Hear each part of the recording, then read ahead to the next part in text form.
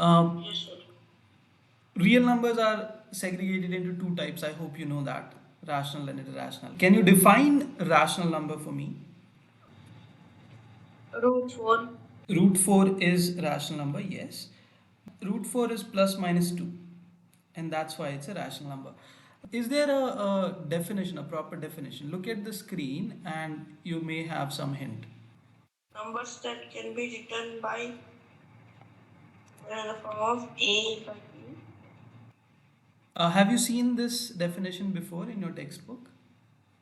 Yes, like Okay. then B should not be equal to 0, right? Yes, okay, so that part is correct.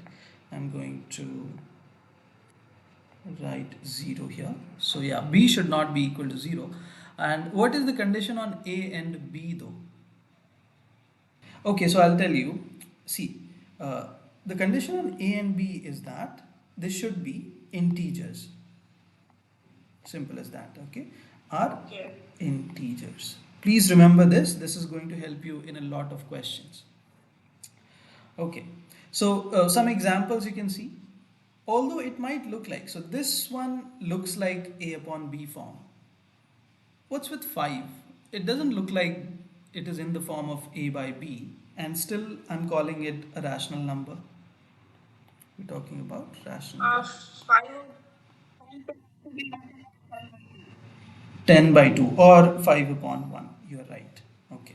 Similarly, 0.8 we can write as 8 upon 10, and that's why we see everything can be written as A by B, and we can notice that A is also an integer, B is also an integer, and B is not equal to 0. Will you remember this definition? Yes, sir. It's the definition for rational numbers. Well, it comes inside the bigger umbrella of real numbers. There is a rational number, and this is how we define it.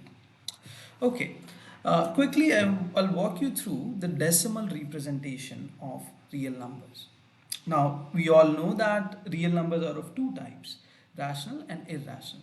Looking at the decimal expansion of a number, we can identify whether it's a irrational number or it is a rational number.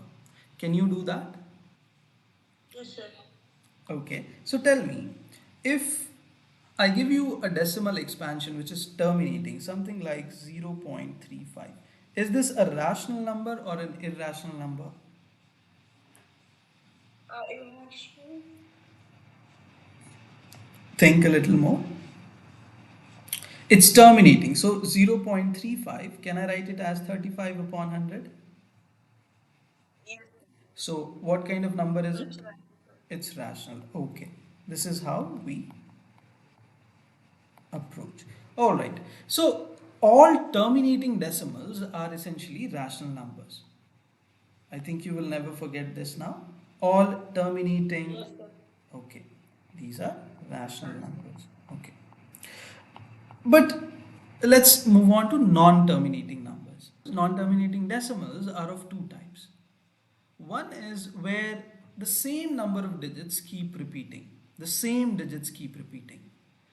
And there is another type of non-terminating decimal where there is no pattern. You won't be able to find any pattern in the repetition of digits.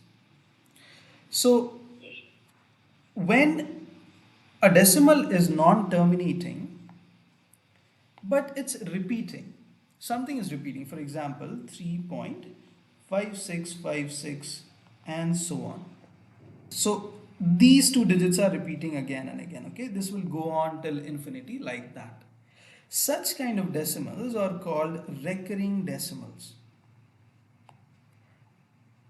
You know they can be represented in this form also. A dash. Yes, a dash or a bar, yes. Okay, so let's take a simpler one. So let's say 3.7 bar. This would be something like 3.7777 and so on, right? Yes, sir. This is also a rational number. Do you have a doubt? No, sir.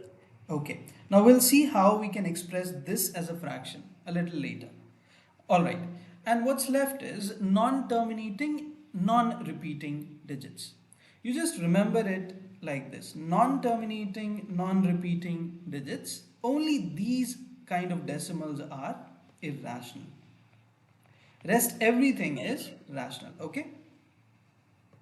So if some decimal expansion is non-terminating and non-repeating, then it must be irrational. Okay.